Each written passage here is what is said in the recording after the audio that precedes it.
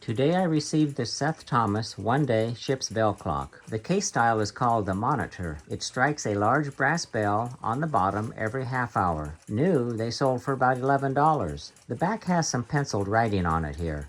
Originally, it would have had a paper label like this one. The top mounting bracket fasteners have been replaced with modern Phillips screws. Bottom bracket screws appear too large for the bracket since they don't seem to fit up to the brackets as they should. Slightly loose here, missing one brass screw here.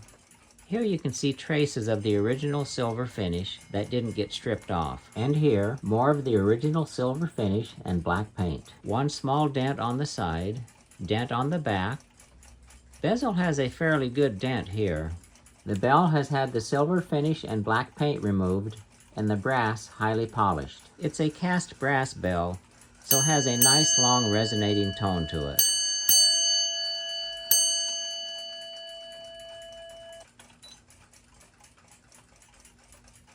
Original silver finish is still intact inside the bell.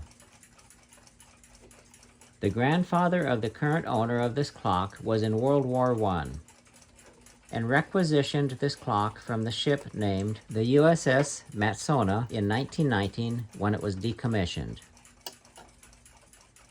Here's a picture taken in 1919 of the ship his grandfather took this clock from. The dial screws has one mismatched short one. The owner says the wood was refinished at one point in time. Here you can see the top mounting bracket screw was too long, and someone has cut the lower screw off. The owner said the clock was originally painted black, World War I blackout, and sometime in the 1960s, his dad had the clock refurbished and the black paint was removed at that time. Dial is held in with 4 taper pins. This lever advances the ship's bell strike 1/2 hour as needed. Silvering on the face is failing. This black patina is the exposed brass that has oxidized. Made in USA, Seth Thomas. Awful dirty grease here on the ratchet wheel. This movement has a 5th pillar center post. The 1878 models only had these 4 corner posts. This 5th post and these 2 adjustable pivot bushings at the hammer strike levers makes this an 1879 model number 7 ship's bell movement.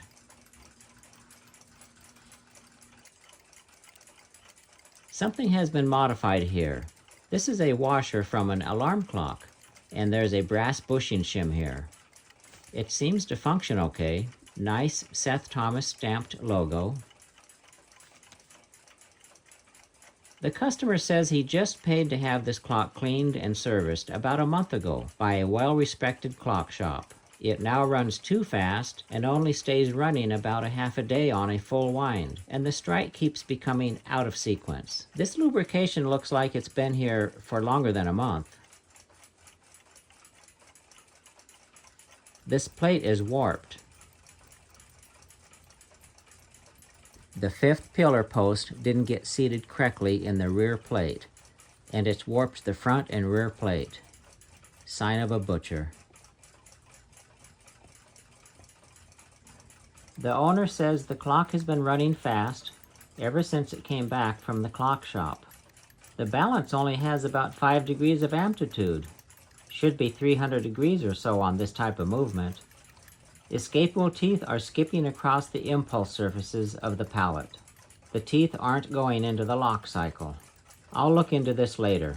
2 tool marks on the front plate here, and the plate is bent in and twisted slightly. Maybe someone was adjusting the end shake by bending the plate here. I've let the mainsprings down. Looking for wear on the strike side, it's going to need several bushings. Looking for wear on the time side, it's going to need several bushings here as well.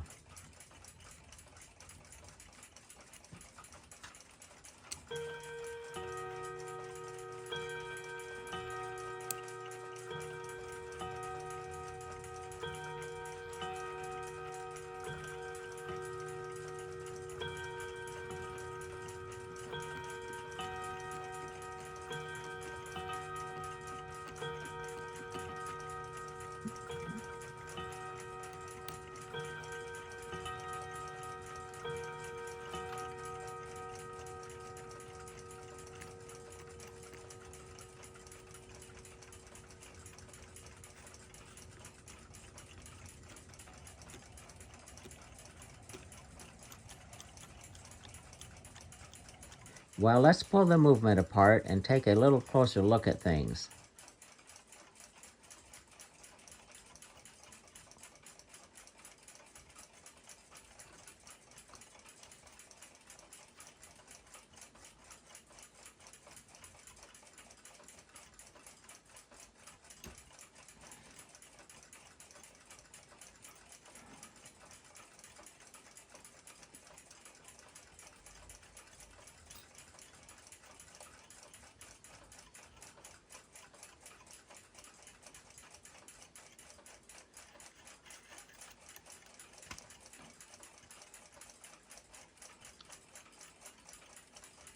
Someone attempted to make a return spring here.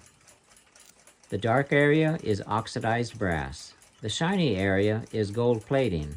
Someone had trouble getting this gear in here, deep scratches from the pivot. I believe these whitish areas here are from an ultrasonic cleaner that was left on too long. It has damaged the gold gilt and brass. All these scratches are from the pivot ends, show someone was having issues with reassembly. More white areas here. Here a punch mark. Someone had a loose bushing they attempted to tighten up. More punch marks here. Someone tightened a pivot hole instead of installing a bushing. Another punch mark here. The bushing has been installed here. Black dirty oil on most of these pivot holes. I've pre-cleaned the movement and marked the pivot holes needing bushings. A lot of wear in some of these.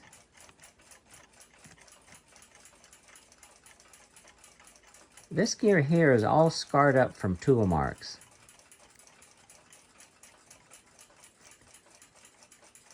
The brass lantern pinion shroud has some solder on it. When mounted between the plates, it's easy to see how bad the gear is bent. Not looking good. I'll see if I can straighten it to a serviceable condition.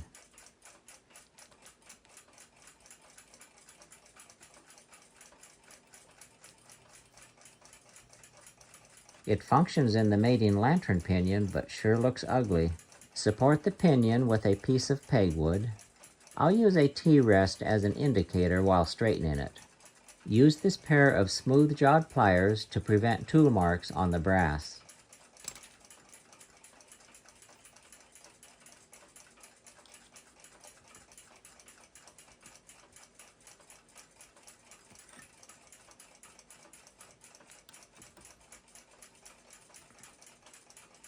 Looking better all the time.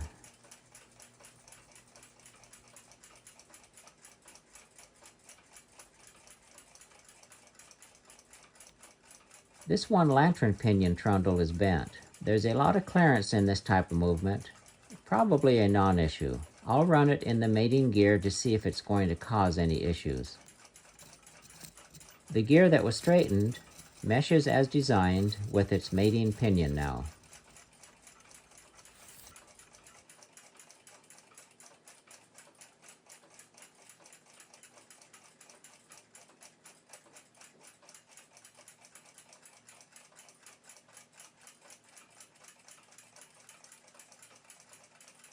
This center wheel bearing surface is damaged. It has 3 flattened tool marks on it. Someone has chucked it up in a 3-jaw chuck or in an electric drill. 3 distinct flat marks on it. These can wear a bushing out in no time at all. This is the same brass wheel that had the heat discoloration on it. The whole wheel assembly has been overheated, probably softened the steel arbor as well. Sign of a butcher. This arbor has been either filed or sanded, not the best practice. Makes it difficult to true it up in a lathe for future repair or to polish pivots. Here's some solder that didn't stick, and it didn't even get sanded off. Tool marks on this shroud looks like someone had a pair of pliers on it. And this cap shroud has had the gold plating filed or burned off. I'll support this pivot so the arbor will run true. This arbor looks like it was overheated. It's black here next to the solder. and didn't get cleaned off. These trundles and the arbor under them look like they are black from overheating, probably when the solder was applied. Someone must have had some type of a torch on this wheel assembly. Sad. Some of these trundles have wear on them already. I'll do some light polishing and see if these 3 flat spots come out. Some deep scratches and the flat spots are still there.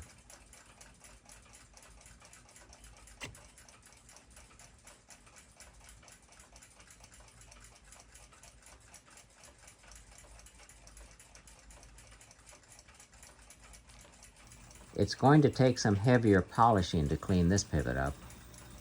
This is looking better. Flat spots are all gone. Now to polish this back plate pivot. I've marked all the pivot holes that have excess wear on them. Time to start installing bushings. Ream the hole out for the bushing. Taking a close look at the escape wheel, there's multiple teeth that someone has bent. These will need to be fixed, or it will never stay running for long. These escape wheel teeth are going to need to be repositioned and rebuilt. They've been broken, bent, twisted, and mangled by some butcher.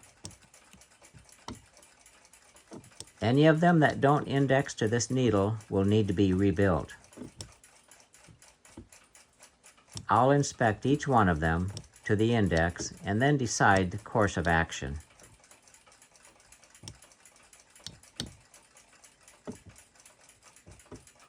Wow, no wonder it wouldn't run right after the last guy worked on it. I've built up the tips with a hard 56% silver brazing rod, and it's time to cut the teeth to their correct profile. Backside of each tooth is the clearance cut for the pallet.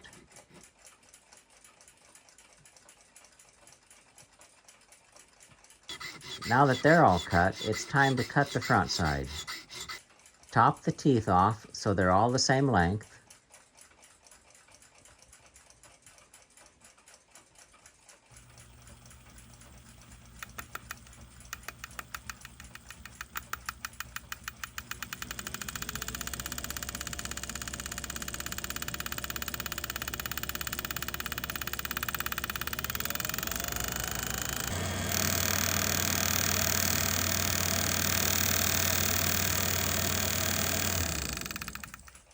This bluing will let me know which teeth are being cut.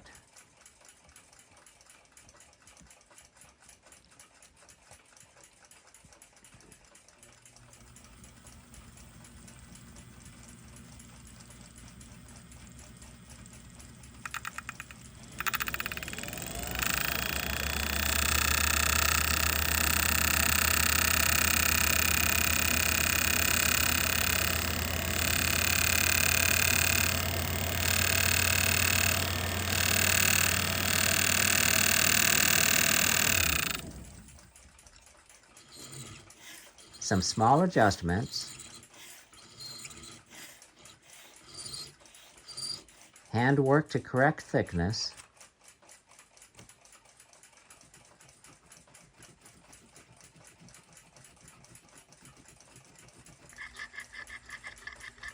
now to see how they work on the entrance and exit pallets.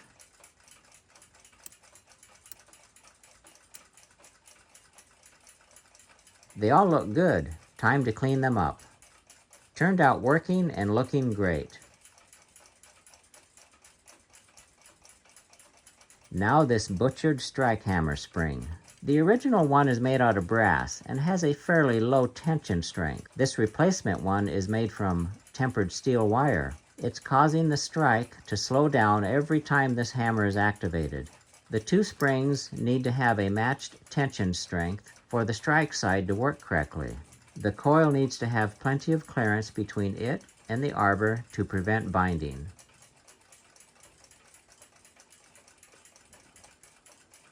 This spring speaks for itself.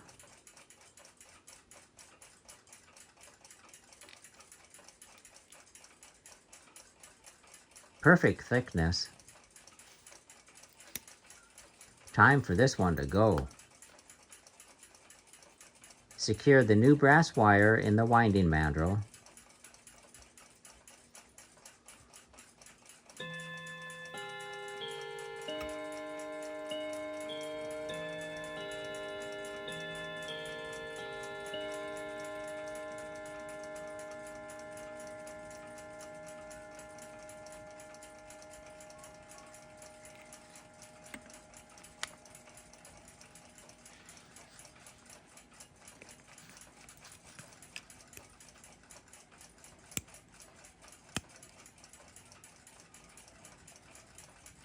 Tough to tell the original from the replacement.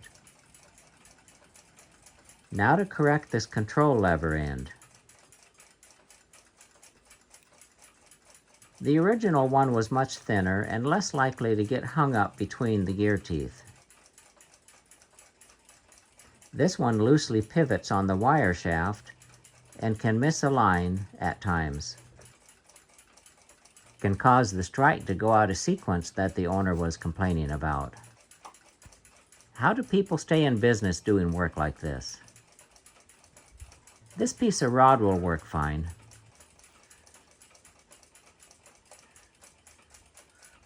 File a scarf joint to get maximum contact strength.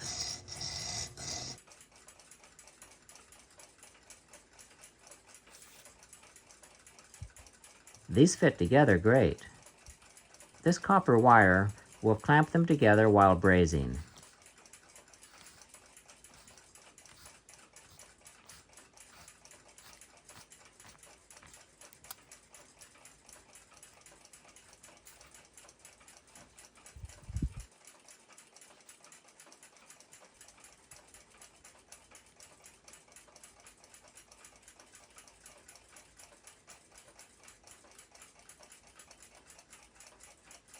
All brazed up.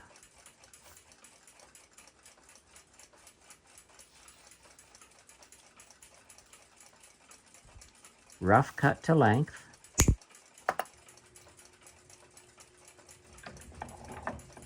Now to clean the excess material and see how it looks.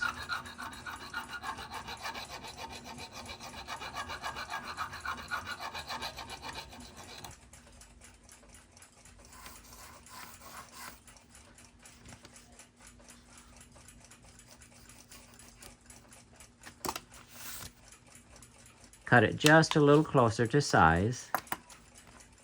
To feather the end with a smooth transition, a hammer with a convex surface is needed.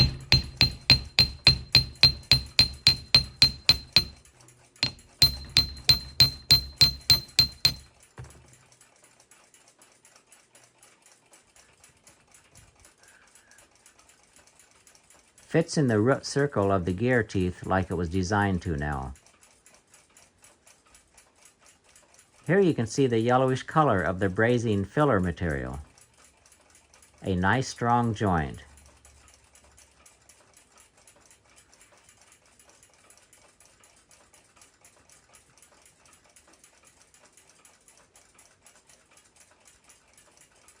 A large improvement over this piece.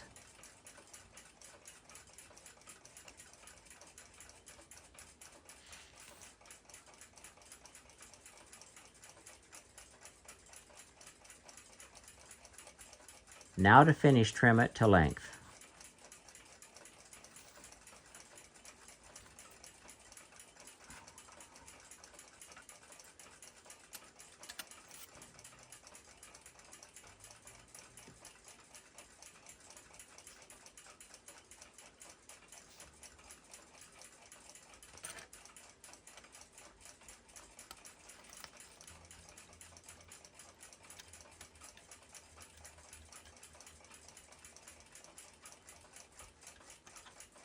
Hairspring stud hole is square on this model.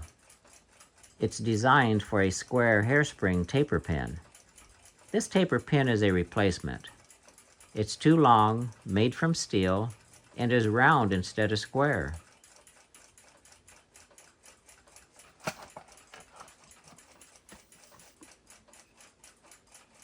These square brass pins are like the original ones supplied on these movements. A square pin won't cup and deform the hairspring like a round one will.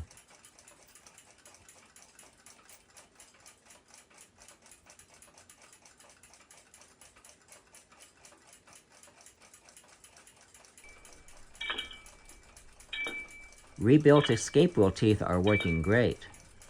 A nice solid lock on each escape tooth. And plenty of power to the balance wheel as they slide across the impulse face of the pallets.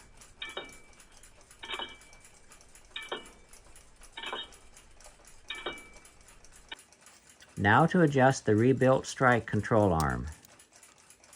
It needs to be adjusted to fit the root circle of each gear tooth. Round bending pliers will work good for this bend. Put some power to it.